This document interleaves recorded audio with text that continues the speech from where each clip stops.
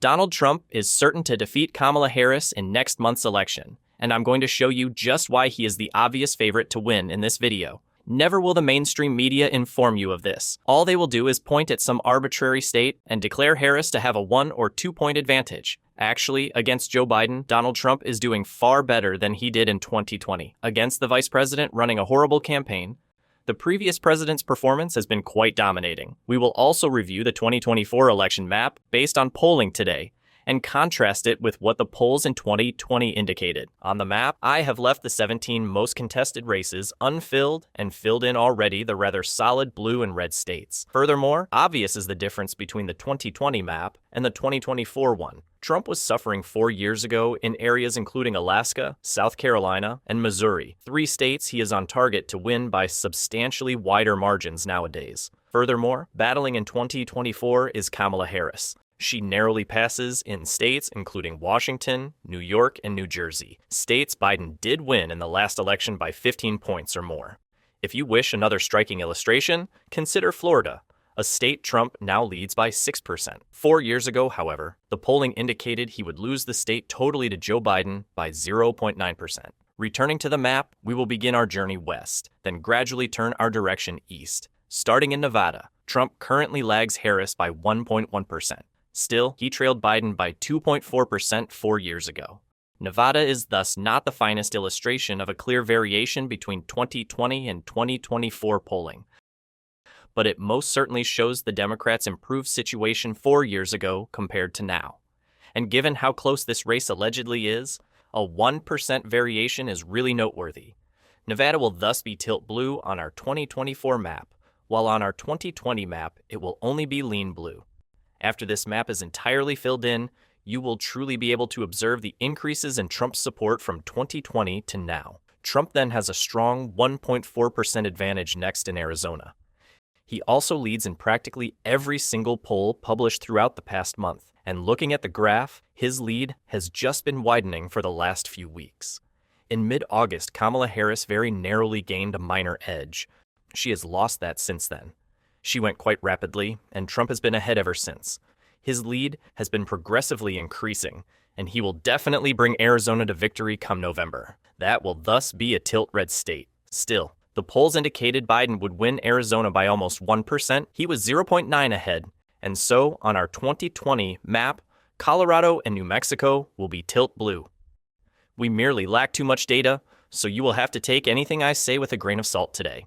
Based on the one survey, Colorado is en route to go to Harris by 11 points, presenting now as a Democratic pollster clearly exaggerating support for the vice president. But for now, we just have this data to deal with. Biden was expected to triumph in Colorado by 99.5%. He won it finally by a little over 13. Biden truly exceeded polling in one of the very few instances where this is true. Still, these are simply 2 surveys taken over a month before the election. You will have to consider anything I say with a great grain of salt, like I mentioned earlier. Though not as much data, we have a similar narrative in New Mexico. Harris leads by 8.5% according to 2024 polls. However, Biden was leading by 13 4 years ago, and thus Harris, from where Biden was 4 years ago, experiences a significant decline. Still, both Colorado and New Mexico will most likely show as blue states on our maps. Polling today and polling 4 years ago will reveal a clear difference in Texas nevertheless. Polls taken today reveal Trump winning by 5.2%. He's going to win the Lone Star State for a third time quite effortlessly. Back in 2020, however, the polls predicted him winning by just 1.3%. Hence, this was not the case. Actually, throughout most of the election cycle, Texas was essentially a draw. There was statistically no edge among the contenders. Many felt Joe Biden really had a shot here. He lost Texas finally by almost 6 points. Actually, Joe Biden was not going to win the state, but given the polling, you would have expected Texas to be among the most competitive. Given Texas was only a lean red state in 2020, this is one of those excellent models of the polling being considerably more favorable for Trump this time around than previous. Texas nowadays will be lean for the GOP. Moving up to the Midwest, this will be a somewhat divisive area as well, particularly with regard to the contest in Wisconsin, Michigan, and Pennsylvania. We'll start in Minnesota, where Kamala Harris leads with 4.7%. This is normal. She most likely will win Minnesota, but it will be closer than what the polls indicate. Joe Biden was en route to win the state by 4.3% in 2020. Actually, he won it by 7.2%. This is among those few previous instances in which Biden exceeded polling projections. Kamala Harris is running with Minnesota's literal governor. Hence, one would expect her to be performing better, and so on both of our maps, Minnesota will be lean blue. But Kamala Harris is not performing as she ought to be. Turning now to Iowa, current polls show Trump leading by 4%, though obviously, Trump will win the state by at least double that margin. The state will be lean red. Still, Iowa was also quite competitive 4 years ago. The poll showed him leading barely 2 points. Ultimately, though, he won the state by 4 times that margin. Actually, Joe Biden was the state's preferred choice for most of October. Ultimately, though, he lost it almost by double digits. Thus, the polling essentially overstated Democratic support here, and many of its Midwestern neighbors will follow suit in terms of trend. The Rust Belt is where the polling most often gets it wrong. Sadly for Kamala Harris, if she is to reach the White House, she has to win the states in the upper Rust Belt. Kamala Harris cannot lose this either. Up in Wisconsin, a state she is visiting, the election is over should Wisconsin turn red, and my very strong belief is that Trump will be able to reclaim Wisconsin. For him, the polling is quite excellent.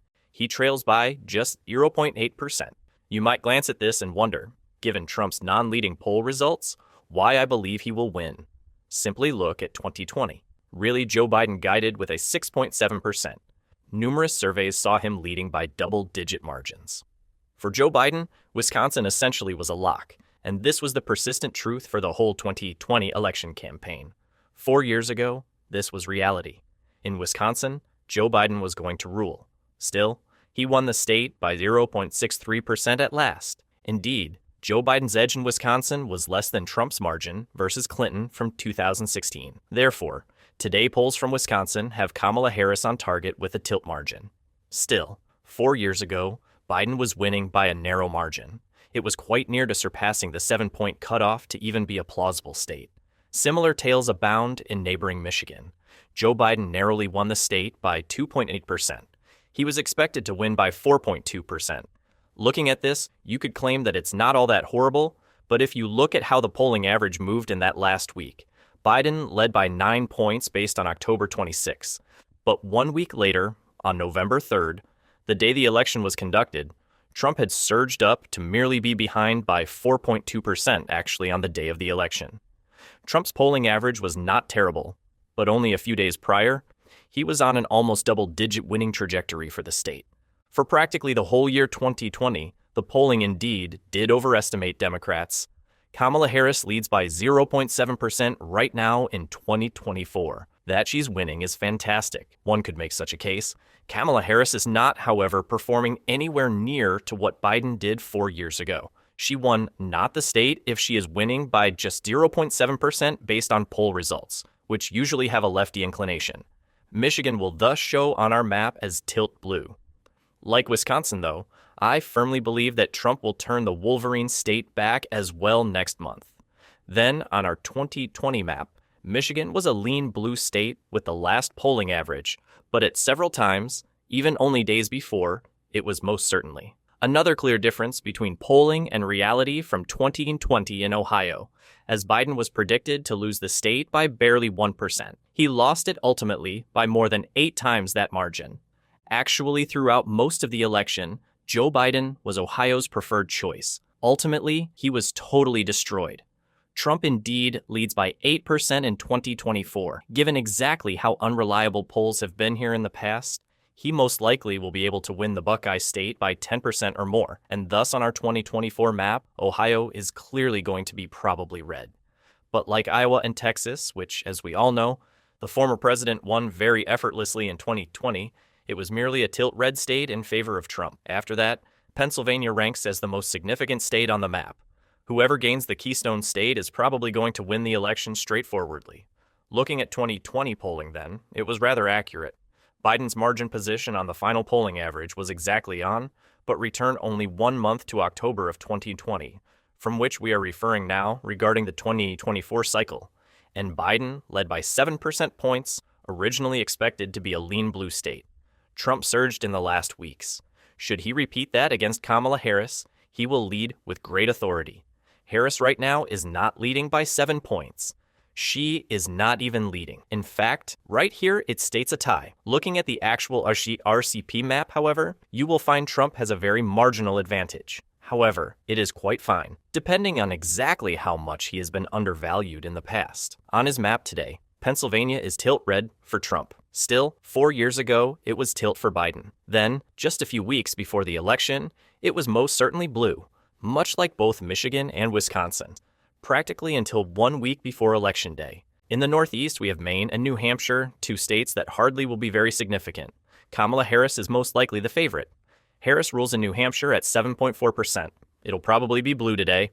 Joe Biden ahead by 10% in 2020. He was performing better, hence it is still likely for the Democrats. Then, up in Maine, today's poll shows the vice president at 11.7%. Still, the University of New Hampshire is arguably the worst pollster available. You thus truly cannot treat these figures very seriously. For Harris, Maine will also be probably present. Then, in 2020, Biden was ahead by almost to 12 points as well. Actually, not that different at all. Another most probable blue state is Virginia. We do, however, observe a far more striking difference in 2020. Biden was on target to win by 11 points. Kamala Harris leads today with only 6.4%, essentially half of that margin, and this is not shocking either. Virginia has been turning rightward. Harris is most likely to win the state on a slim margin. It is most likely to be cited by less than 5%. Should Trump explode in the last surveys, like he has done in Michigan and Pennsylvania in past years, he might even have a shot at winning. Trump would most likely be en route to win the state if Joe Biden hadn't stepped out, since he really led in Virginia's polling average versus Joe Biden prior to Biden leaving the race. Hence, Virginia will be lean blue depending on current figures. But in 2020, Biden was clearly headed toward a double-digit margin of victory, quite definitely. Next on North Carolina is another story of Democrats breaking out just before the election. Looking at the polling, indeed, it was rather accurate. Trump led by 0.2% in the poll average. He gained 1.3% in the state. But simply go back a few days, even a few weeks before the election, Biden was leading by 2% to 3%. At this stage in the cycle 4 years ago, early to mid-October, Biden actually lost the lead not until almost the last day. Trump already leads right now today. He will thus take a far more commanding lead should he surge in those last few days. Trump sets the pace at 0.6%, and so on both of our maps, the Tar Heel state will be tilted red. 4 years ago, of course, North Carolina was still a lean blue state at this stage. Therefore, there is still an obvious difference between Trump's performance today and his performance versus Biden. We had another one of those extremely uncommon states in Georgia where Democratic support was undervalued. Biden took Georgia by 0.3% in 2020. According to polls, Trump would prevail by 1%. Hence, it was rather erroneous in comparison to many others.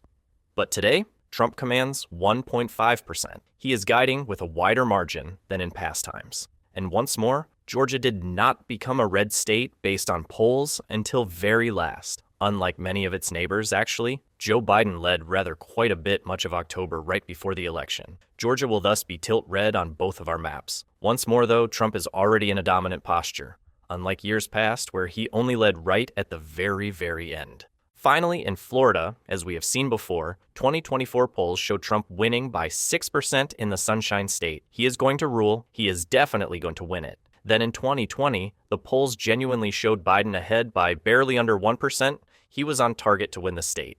Florida will thus show on our 2020 map as tilt blue. And so with both maps filled properly, you can now contrast the 2024 to 2020 variants. Based on data from 4 years ago, Trump was not going to win many of the states he is currently on target to win: Arizona, Georgia, North Carolina, and Pennsylvania. Actually, Florida was a blue state in 2020. Trump was merely on target for 221 electoral votes. Though in all honesty, given Kamala Harris's very poor margins in Nevada, Wisconsin, and Michigan, they are most likely red states in the coming month. Today, he is on course to win 281. They will turn around in support of Trump, and once all the votes are tallied in November, he is most likely going to prevail. Trump is therefore performing better than he has ever done. If you ever questioned whether he can really win this election, in any of the 3 elections he is running, Donald Trump has never been more dominant than even in 2016 versus Hillary Clinton.